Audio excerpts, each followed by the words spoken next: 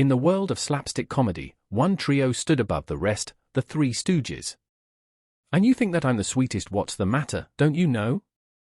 Their faces were plastered across movie posters, their routines were studied by comedians for generations, and their antics became a cornerstone of American humor. But fame, as always, comes at a cost. Of the trio, Curly Howard was the whirlwind iconic, beloved, and instantly recognizable. His squeals, spins, and bald head became the stuff of legend. And now, get out there and mingle with the guests. Listen, you mingle, or I'll mangle. Oh, that's different. But behind the curtain, there was a truth fans never saw coming. He was a cut-up when we were out in public, and he'd take spoons and bend them. This isn't just a tribute to comedy but a revelation. Before he died, Curly from the Three Stooges finally admitted how much he hated doing this for his character. The comedic trinity in the vast landscape of American comedy, few names resonate as powerfully as the Three Stooges. Their brand of humor, raucous, physical, and unapologetically slapstick, has endured for nearly a century, transcending generations and cultural shifts. They weren't just performers, they were icons whose routines became etched into the collective memory of audiences worldwide. The eye pokes, the rapid-fire slaps, the dizzying pratfalls, and the perfectly timed chaos created a language of laughter that required no translation. The most enduring lineup, Moe Howard, Larry Fine, and Curly Howard, formed a trio whose chemistry was as electric offstage as it was on. Moe, with his authoritarian presence and bowl haircut, commanded as the ringleader.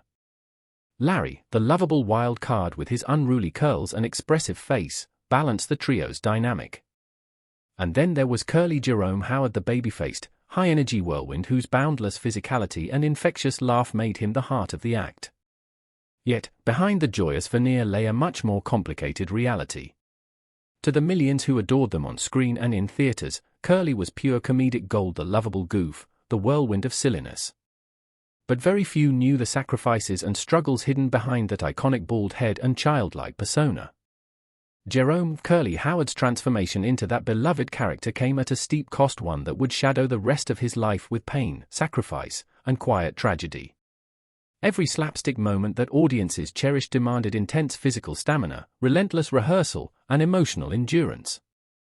The laughter hid exhaustion, the gags concealed personal battles, and the smiles veiled the price paid for those moments of joy. Let's learn more about the person behind the character. Jerome Lester Horwitz entered the world with a very different path in mind. Known affectionately as Babe within the family, he bore none of the visual eccentricities that would later define the Three Stooges brand. Handsome in a way that set him apart from the wild antics of his brothers, Jerome carried himself with a quiet charm and style uncommon among vaudeville performers of the time. His thick, wavy brown hair framed a face that was strong, expressive, and even a bit dashing. Unlike his brothers Moe and Shemp, who had carved niches as comedic roughnecks, Jerome had already begun building a solo career, relying on his natural charisma and a different kind of stage presence. But fate intervened in 1932 when Shemp, a founding member of the act, left suddenly to pursue other opportunities.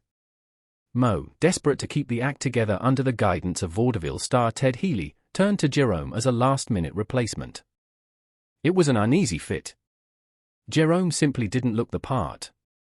The Stooges act was as much about visual absurdity as it was about humor, and Jerome's neat appearance disrupted the carefully crafted comedic aesthetic. Recognizing this, Moe took a radical step. Outside the backstage room, away from the curious eyes of the cast and crew, Moe grabbed a razor. Without hesitation, he shaved his brother's thick hair down to a bare scalp. The act was drastic, almost shocking, but it was exactly what the act needed. Jerome walked back transformed, bald, wide-eyed, and instantly unrecognizable. Ted Healy's approval was immediate and enthusiastic. The shaved head gave Jerome the visual edge he needed to fit seamlessly into the chaotic trio. And just like that, Curly was born, a character that blended childlike innocence with wild unpredictability, a whirlwind of comic energy wrapped in a bald dome.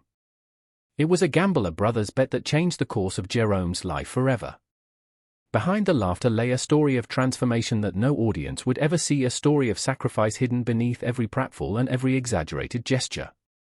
The leap to Columbia Pictures marked a turning point not just in the trajectory of the act but in the life of Curly Howard himself. After years of searching for the perfect dynamic, the trio found their groove with Columbia's backing. Their first short under the studio, *Woman Haters*, 1934, wasn't merely a success, it was a cultural moment. Audiences were captivated by the fresh, anarchic energy that the Stooges unleashed, and it quickly became clear that Curly was the beating heart of the group. Curly's comedic style was unlike anything audiences had seen before. His wild, uninhibited physicality, arms flailing, legs flying, body spinning and toppling, created a kinetic energy that was contagious. His trademark gibberish yelps, strange noises, and the way his face could contort into endless shapes drew laughter not just from kids but from critics who recognized his genius beneath the slapstick. Unlike Moe's sharp-edged grumpiness and Larry's deadpan aloofness, Curly was a whirlwind of pure chaotic joy. But this exuberance came at a high cost. Behind the scenes, the physical demands were punishing. Stunts that looked effortless on screen required multiple takes, and the toll on Curly's body was severe. Hours spent slipping on banana peels, crashing into walls, and enduring pratfalls led to bruises, sprains, and exhaustion.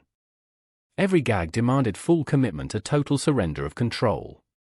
Yet, the emotional price was even more profound. The persona he projected was manic and childlike, masking a man struggling privately with insecurities and self-doubt.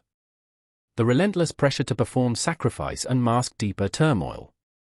Every day before the cameras rolled, he prepared to throw himself into this extreme character, a process that required shedding pieces of himself, sometimes painfully. And at the center of that transformation was a symbol of loss and submission, the bald head, a mirror he couldn't avoid.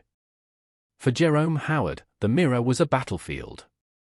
It reflected not just his face but a constant reminder of what he had sacrificed and what he was forced to accept. Long before the spotlight and applause, curly hair had been a source of personal pride. It was a symbol of normality, masculinity, and youthfulness, qualities he clung to as he navigated an uncertain path in show business. But once he embraced the curly persona, the rules changed. The studio demanded a look that would set him apart, a clean-shaven head, a look both shocking and instantly memorable. At first, shaving his head felt like a minor inconvenience. But over time, it became a daily ritual that chipped away at his identity. Studio makeup artists described how Curly's demeanor shifted whenever the clippers came out. He grew quiet, almost withdrawn, as if bracing for an invisible blow. Some on set recalled how he would slip on a hat between takes, desperate to hide the scalp he now associated with vulnerability. This wasn't just about vanity. Curly's bald head was a symbol of transformation, one forced upon him by circumstance and ambition. It marked the line between Jerome and Curly, between the man he was and the character the world adored. Behind the broad smiles and wild antics, there was a mounting sense of shame.